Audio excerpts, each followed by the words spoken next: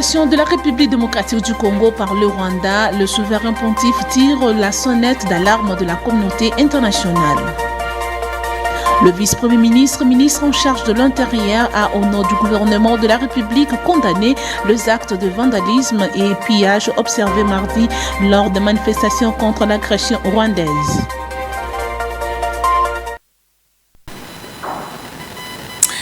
Et reste de vous retrouver, mesdames et messieurs, bienvenue dans cette session d'information dans l'actualité par ordonnance présidentielle du mardi 28 janvier. Le général-major Évariste Somo Kakule est nommé gouverneur militaire du Nord Kivu. Le nouveau promis succède au général Peter Chiromoni, décédé à la suite de blessures alors qu'il a été atteint par balle au front. Restons toujours dans ce chapitre agression de la République démocratique du Congo par le Rwanda. Les souverains pontifes tirent la sonnette d'alarme de la communauté internationale. Je vous laisse suivre le pape François dans cet extrait choisi par Ginel Pezo. J'exprime ma préoccupation pour l'aggravation de la situation sécuritaire au Congo. Je demande toutes les parties de s'engager pour que les hostilités cessent, pour aider la population civile de Goma et que cessent les opérations militaires. Et je suis inquiet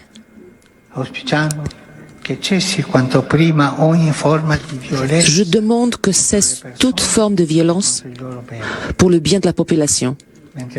Et je continue à prier pour la paix, pour la sécurité.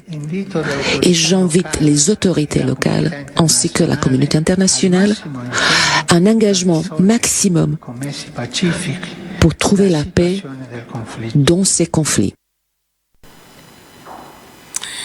Toujours à Kinshasa, les gens ont marché mardi dans le grand acteur de la capitale pour dénoncer la violation en continu du territoire congolais par le Rwanda. Suivez ce reportage de Christian Issoukou et Ginel Pezo.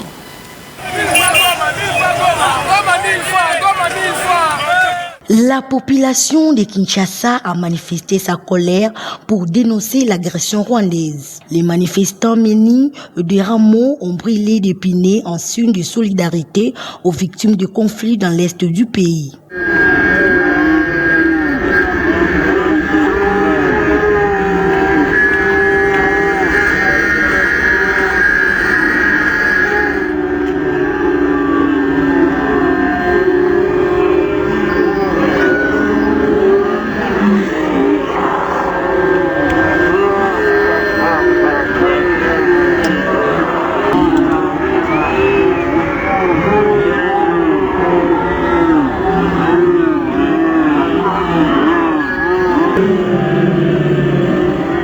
À Bandalungwa, les routes ont été barricadées pour empêcher la circulation de véhicules et taxi-motos, même mouvement dans la commune de Limete, première rue jusqu'à la 12e rue.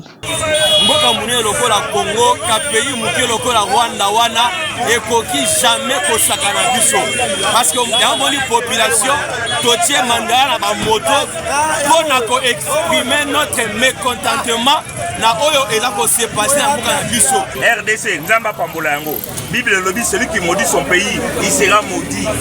Omboko ebongate okufa mboka etikala président de la République papa tolingi yo makasi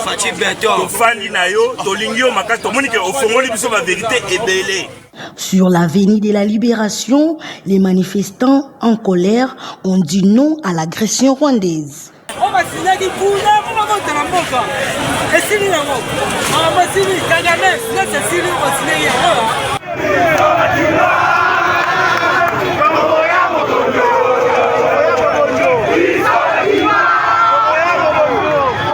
Signalons que tous ces mouvements s'inscrivent dans le cadre de la mobilisation générale annoncée contre l'agression rwandaise.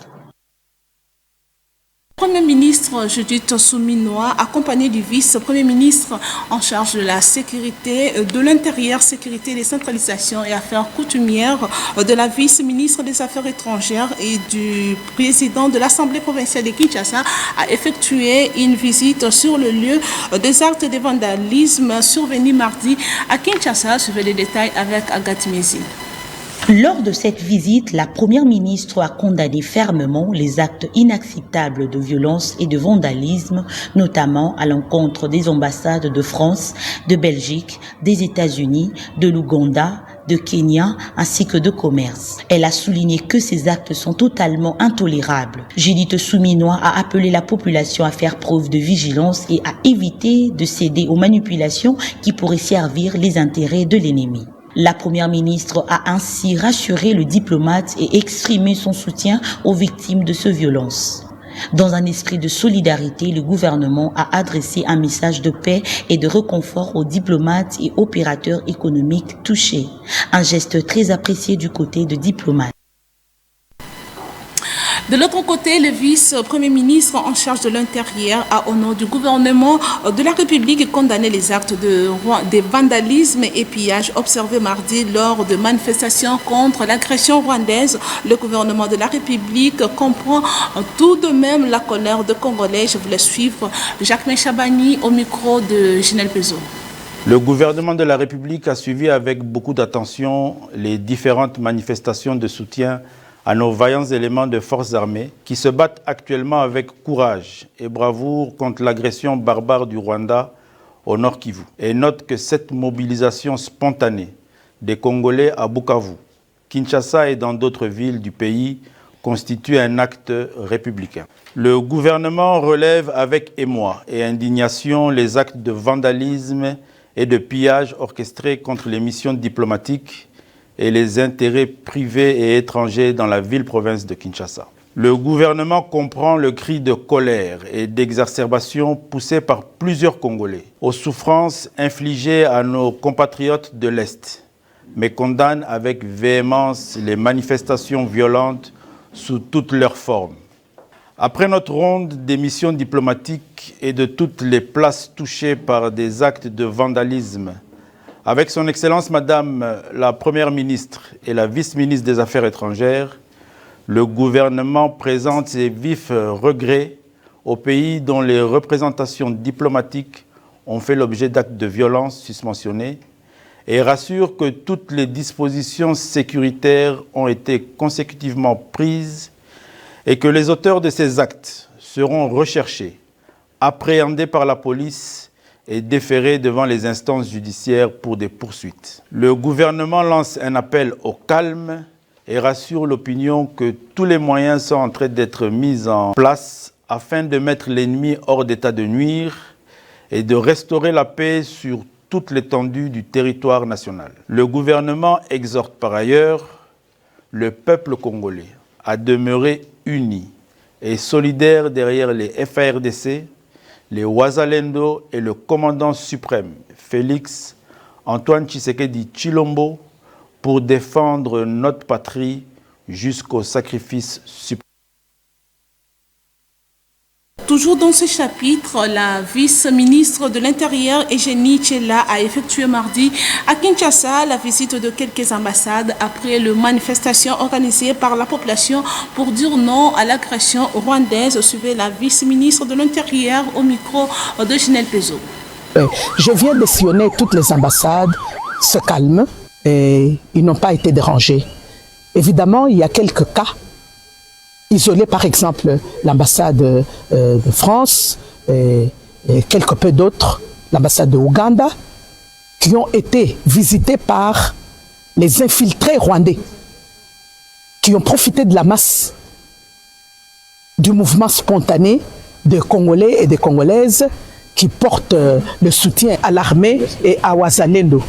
Et surtout, dénoncer l'agression de l'armée rwandaise sur notre territoire, côté l'Est de la République démocratique du Congo. En plus, montrer la fraternité aux Kivusiens en général et Gomatraciens en particulier. Je suis désolé pour tout ce qui est arrivé dans certaines ambassades. Et je félicite la spontanéité et la rapidité de notre police nationale. Puisque dans moins de 45 minutes, la police est intervenue. Donc voilà, nous suivons le reste. Qu'est-ce qu'il faut retenir de toutes les manifestations organisées à l'espace de 48 heures dans les grandes villes du pays? Suivez cette réflexion. La capitale de la République démocratique du Congo s'est réveillée sous une ambiance tout autre. Ainsi, les raisons ne sont pas à chercher ailleurs si ce n'est qu'indexer directement le Rwanda de Paul Kagame face à la violation continue de l'intégrité territoriale de la RDC. La colère des Kinois ce matin dans tous les grands acteurs de la capitale traduit les ras-le-bol de crimes en répétition orchestrés par le régime de Kigali depuis plus de 2 décennies sur les sols congolais. En effet, les habitants de la capitale de la République démocratique du Congo disent ne pas comprendre les silences radio de la communauté internationale sur des faits qui sont aussi démontrables. Dès son arrivée au pouvoir, le chef de l'État, Félix Tshisekedi, a mis en œuvre sa politique de bon voisinage. Malheureusement, le régime de Kigali n'a pas compris les démarches entreprises par le président congolais, foulant ainsi au pied l'accord de Luanda, de Nairobi, ainsi que les appels des différentes organisations régionales et sous-régionales.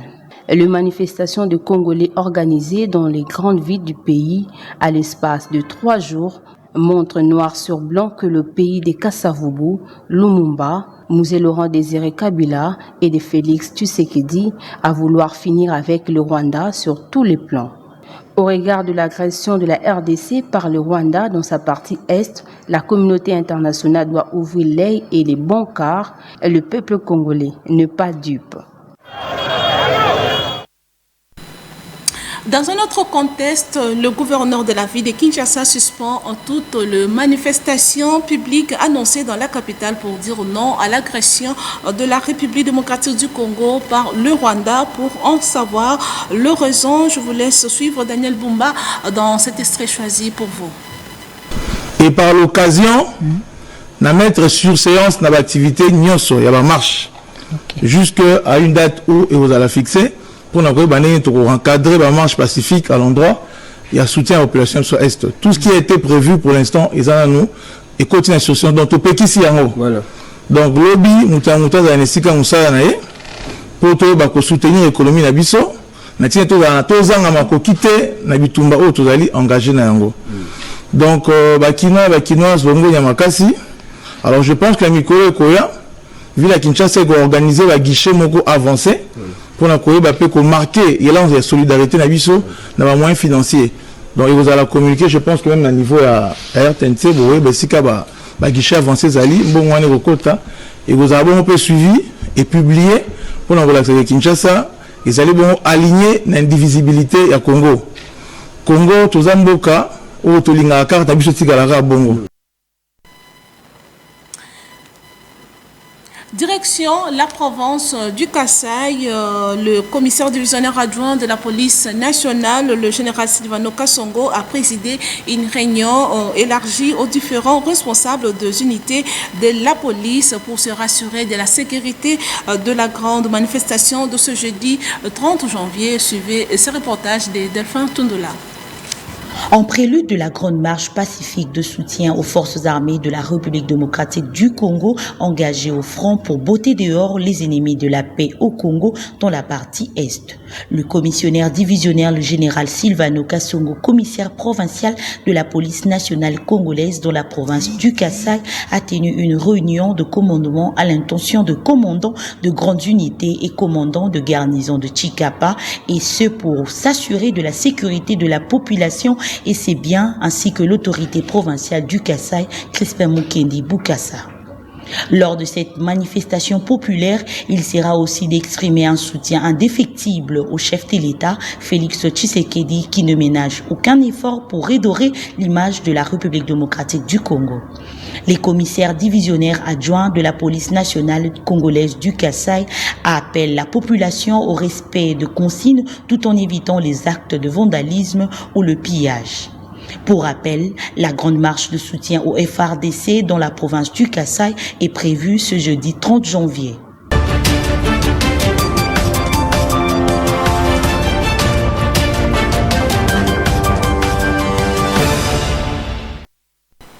Et pour boucler ce journal, à l'international, la guerre en Ukraine entre le mois prochain. Dans sa 3e année, le président russe s'est dit prêt à négocier, mais il pose certaines conditions. La première ministre danoise entame une tournée en Europe pour compter ses soutiens suivants. Les drones, ils sont le nerf de la guerre moderne. Et Vladimir Poutine le sait bien. Le président russe est en visite dans une usine de fabrication de ces appareils, devenue incontournable sur la ligne de front. La Russie en produit des milliers par mois. Une grande partie de son économie s'est d'ailleurs tournée vers le domaine de l'armement. Pourtant, le chef du Kremlin l'assure, il reste ouvert aux négociations avec l'Ukraine, sous une condition. Il est possible de négocier avec n'importe qui. Mais en raison de son illégitimité, Zelensky n'a pas le droit de signer quoi que ce soit. Mais s'il veut participer aux négociations, je désignerai des personnes pour y prendre part. Ce n'est pas la première fois que le président russe assure vouloir la paix. Mais sur le terrain, aucun signe d'apaisement. L'armée russe continue de progresser lentement sur le territoire ukrainien. Des avancées à un prix humain et économique extrêmement lourd. Depuis plusieurs jours, l'Ukraine cible sur le territoire russe des raffineries. Dans la nuit, des drones ukrainiens ont frappé celle de la région de Nijni Novgorod, la 4e plus grande raffinerie du pays. Le Kremlin a répliqué par des frappes. L'ennemi a lancé une attaque de missiles contre une des entreprises agroalimentaires de la région. À la suite de cette attaque, l'usine a été détruite. 2 ouvriers, âgés de 54 et 56 ans, ont été tués à la suite de ce bombardement. Lors du premier appel entre la chef de la diplomatie de l'Union européenne, Kaja Kallas, et le secrétaire d'État américain Marco Rubio, Bruxelles et Washington ont convenu de maintenir une pression maximum sur Moscou. Paris, Berlin, Bruxelles, en une journée. La première ministre danoise Mette Frederiksen ne ménage pas ses efforts. Elle est en quête de soutien auprès de ses partenaires européens. Car Donald Trump veut acquérir le Groenland et il pourrait bien s'en donner les moyens. Nous avons besoin d'une Europe plus forte et plus déterminée, capable de se défendre et de promouvoir elle-même ses intérêts. Car jusqu'ici, les Européens sont restés prudents et ont réagi avec beaucoup de retenue. Les frontières ne doivent pas être modifiées par la force, à bon entendeur. Le Danemark a annoncé vouloir investir 2 milliards d'euros pour renforcer la sécurité dans l'Arctique. Le Groenland est très convoité pour ses réserves de pétrole, de gaz et de métaux rares. Mais c'est aussi un carrefour stratégique entre les États-Unis, l'Europe et la Russie. Situé sur le continent nord-américain, le Groenland fait pourtant bien partie de l'Europe. Cette ancienne colonie danoise est aujourd'hui un territoire autonome danois. Mais depuis la guerre froide, les États-Unis y disposent d'une base militaire à Pituffik. Une raison de plus pour Donald Trump de s'emparer de la grande île de l'Arctique, menace déjà brandie plusieurs fois, quitte à exercer une pression économique ou même à faire intervenir l'armée. Dans un premier temps, le président a souhaité que les Groenlandais deviennent américains de leur plein gré. Mais la réponse du gouvernement local a été sans appel. Nous ne voulons pas être danois ni américains, nous voulons être groenlandais. Un référendum sur l'indépendance totale du territoire fait déjà l'objet de vives discussions. Sur le plan juridique, c'est possible. Reste à savoir combien de temps le pays résistera à la pression des États-Unis, premier partenaire en termes d'exportation. C'est la fin de ce journal, mais avant de nous quitter, place au rappel des principaux titres. Vous avez suivi dans ce journal l'agression de la République démocratique du Congo par le Rwanda. Le souverain pontife tire la sonnette d'alarme de la communauté internationale. Mais également, le vice-premier ministre, ministre en charge de l'Intérieur, a au nom du gouvernement de la République condamné les actes de vandalisme et pillage observés mardi lors de manifestations contre l'agression rwandaise. C'était là le rappel des titres. Et voilà, c'est la fin complète de ce journal. Merci de l'avoir suivi et d'ici là, portez-vous bien.